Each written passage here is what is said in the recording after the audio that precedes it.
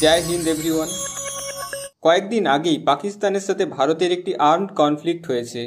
তারপরেই রিসেন্টলি বাংলাদেশ থেকে আসা একটি খবর ভারতের চিন্তা যথেষ্ট বাড়িয়ে দিয়েছে, যেখানে বলা হচ্ছে মোহাম্মদ ইউনূসের নেতৃত্বে বাংলাদেশের ইন্টারিম গভর্নমেন্ট সেখানকার 6টি ব্রিটিশ জামানার এয়ারপোর্টকে চীনের সহায়তায় রিভাইভ করার চেষ্টা করছে, যার মধ্যে একটি হলো লালমনিরহাট এয়ারপোর্ট।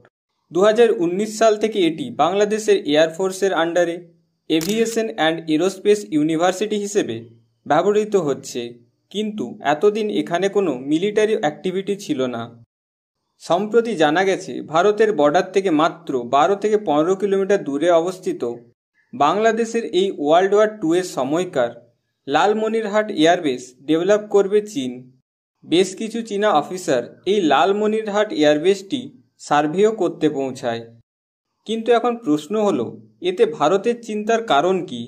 সেটা বুঝতে হলে আমাদের আগে জানতে হবে, কিছুদিন আগেই জানা যায় পাকিস্তানি ইন্টেলিজেন্সের অফিসার এই অঞ্চলে ভিজিট করে, আর তারপরই এখন চাইনিজ অফিসাররা এই এয়ারবেসে সার্ভে করে। It cannot be a mere coincidence. এই এয়ারবেসটির স্ট্র্যাটেজিক লোকেশন ও শিলিগুড়ি করিডোর থেকে এর ডিস্টেন্স খুব কম হওয়ার জন্য অতি সহজে এখান থেকে ভারতের চিকেন স্নেককে টার্গেট করা যাবে। ফলত লালমনিরহাট এয়ারবেসে চায়নার এন্ট্রি ভারতের নিরাপত্তাকে গভীর আশঙ্কার মধ্যে ফেলেছে। শিলিগুড়ি করিডোরটি মাত্র 20 থেকে 22 কিলোমিটার চওড়া এবং এর মাধ্যমেই আমাদের নর্থ ইস্টের রাজ্যগুলির সাথে যোগাযোগ সম্পন্ন হয়। কোনোভাবে যদি এই শিলিগুড়ি করিডোরটি ভারতের নিয়ন্ত্রণের বাইরে চলে যায়, তাহলে পুরো নর্থ ইস্ট আমাদের মেইনল্যান্ড ভারত থেকে সম্পূর্ণ বিচ্ছিন্ন হয়ে যাবে। ভারতের উত্তর পূর্বের এই রিসোর্স রিচ রিজিয়ন, যেখানে প্রায় 4,50,00,000 ভারতীয় বাস করে, সেখানকার একমাত্র লাইফলাইন হিসেবে কাজ করে এই শিলিগুড়ি করিডোর। এর থেকেই বোঝা যায় শিলিগুড়ি করিডোর থেকে এত কাছে চীনের এয়ারবেস তৈরি হলে ভারতের সিকিউরিটিতে কত বড় প্রশ্নচিহ্ন তৈরি হবে। বিভিন্ন রিপোর্ট অনুযায়ী চায়না ব্যাকড বাংলাদেশের এই এয়ারপোর্ট শিলিগুড়ি করিডোর থেকে মাত্র 60 কিলোমিটার দূরে অবস্থিত।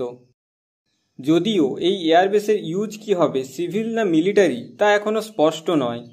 তবে এতে চীনের উপস্থিতি ভারতের নিরাপত্তার জন্য যে চরম আশঙ্কার কারণ হয়ে উঠবে, তাতে কোনো সন্দেহই নেই। চীন এখান থেকে ভারতের নর্থ ইস্টে মিলিটারি এবং সিভিলিয়ান ট্রান্সপোর্টেশনের উপরে গোপনে নজরদারি করে ইন্টেলিজেন্স গ্যাদার করতে পারবে। তার সাথে ভারত যদি ভবিষ্যতে চীনের সাথে যুদ্ধ করতে বাধ্য হয়, তখন ভারতকে পেছন থেকে হামলা করা বা চিকেন স্নেক অর্থাৎ শিলিগুড়ি করিডোরের উপর অ্যাগ্রেশন করা যাবে এই এয়ারবেস থেকে, যাতে ভারত বাংলাদেশ বর্ডারে আরও একটা ওয়ার ফ্রন্ট খুলতে বাধ্য হয়। এতে ইন্ডিয়ান মিলিটারি আরও স্ট্রেচ হবে এবং আমাদের আর্মি রিসোর্সের উপর অ্যাডিশনাল প্রেসার পড়বে। একাধিক রিপোর্টে বলা হচ্ছে চীন বাংলাদেশকে যে Chinese made J-10 fighter jet দেবে, সেগুলিকে এই এয়ারবেসেই স্টেশন করা হবে। অনেক জিওপলিটিক্যাল এক্সপার্টরা আবার একে চায়নার স্ট্রিং অফ পার্লস নীতির অংশ বলে মনে করছেন। চায়নার Indian Oshane string of pearls নীতি হল এই অঞ্চলে চাইনিজ ইনফ্রাস্ট্রাকচার তৈরি করা, যার প্রধান লক্ষ্য হবে ভারতকে কৌশলগতভাবে ঘেরা, যাতে ভবিষ্যতে চায়নার জিওপলিটিক্যাল অভিসন্ধি পূর্ণ হয়।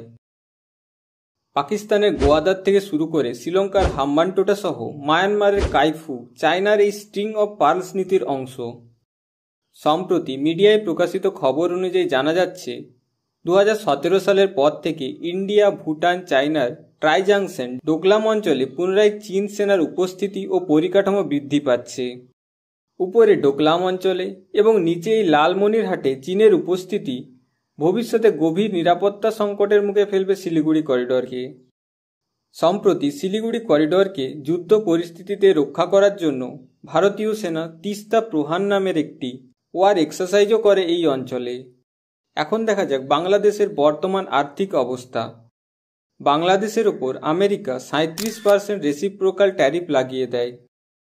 ভারতের সাথে সাম্প্রতিক সময়ে বিবাদের জন্য বাংলাদেশের টেক্সটাইল ইন্ডাস্ট্রি যথেষ্ট ক্ষতির সম্মুখীন হয়েছে। এছাড়া পশ্চিমী সাহায্য কাট অফ হয়ে যাওয়ার জন্য বর্তমানে আর্থিক সংকটের মুখোমুখি পড়েছে বাংলাদেশ। এমন অবস্থায় দেশের ইকোনমিকে বাঁচাতে যে কোনো প্রকারের লোন জোগাড় করা বাংলাদেশের অভ্যন্তরীণ গভর্নমেন্টের জন্য অত্যন্ত জরুরি হয়ে পড়েছে। কিন্তু এক্ষেত্রে একটা কথা মাথায় রাখা উচিত, চীন যেখানে এরকম এয়ারবেস বা পোর্ট বানিয়েছে তা প্রথমত সেই দেশের জন্য কোনো লাভদায়ক কাজে তো লাগেইনি, বরং চীনের চড়া সুদের হারের জন্য লোন মেটাতে না পেরে সেই পোর্ট বা এয়ারবেসটি 100 বছরের জন্য চীনের কাছে লিজ দিতে বাধ্য করা হয়েছে। তা সে পাকিস্তানের গোয়াদার হোক, কিংবা শ্রীলঙ্কার হাম্বানটোটা হোক, কিংবা নেপালের পোখরা এয়ারপোর্ট, সকলেরই এক হাল। বর্তমান বাংলাদেশের ইন্টারিম সরকার চরম ভারত বিদ্বেষে মগ্ন। সেখানকার সরকারের ঘনিষ্ঠ ব্যক্তিরা ভারতের নর্থ ইস্টার্ন স্টেটগুলোকে দখল করে নেওয়ার কথা বলে। কখনো আবার বাংলাদেশে গ্রেটার বাংলাদেশ অর্থাৎ সালতানাতি বাংলার বিতর্কিত ম্যাপ প্রকাশিত হয়, যেখানে এমন এক বাংলাদেশের মানচিত্র তুলে ধরা হয় যাতে বিহার, পশ্চিমবঙ্গ, উড়িষ্যা, ঝাড়খণ্ড এবং সমগ্র উত্তর পূর্ব ভারতসহ মায়ানমারের কিছু প্রদেশকেও বাংলাদেশের অংশ হিসেবে দেখানো হয়। ফলে বর্তমানে এটা স্পষ্ট যে সাউথ এশিয়াতে ভারতকে স্ট্র্যাটেজিক্যালি ঘেরার সম্পূর্ণ চেষ্টা চলছে। অন্যদিকে ভারত যদিও মায়ানমারের মধ্য দিয়ে কালাদান রিভার প্রজেক্টের মাধ্যমে নর্থ ইস্ট ইন্ডিয়াকে কানেক্ট করার কাজ করছে, কিন্তু মায়ানমারের সেনা শাসন আসার পর সেই প্রজেক্টও থমকে গিয়েছে। বর্তমান ইন্টিরিম বাংলাদেশ সরকারের চরম ভারত বিরোধী কার্যকলাপ সম্বন্ধে আপনার মতামত জানান কমেন্ট বক্সে। ভিডিওটি ইনফরমেটিভ মনে হলে একটি লাইক ও এরকম আরও ইনফরমেটিভ ভিডিও দেখতে সাবস্ক্রাইব টু জ্ঞান ট্যাবলেট।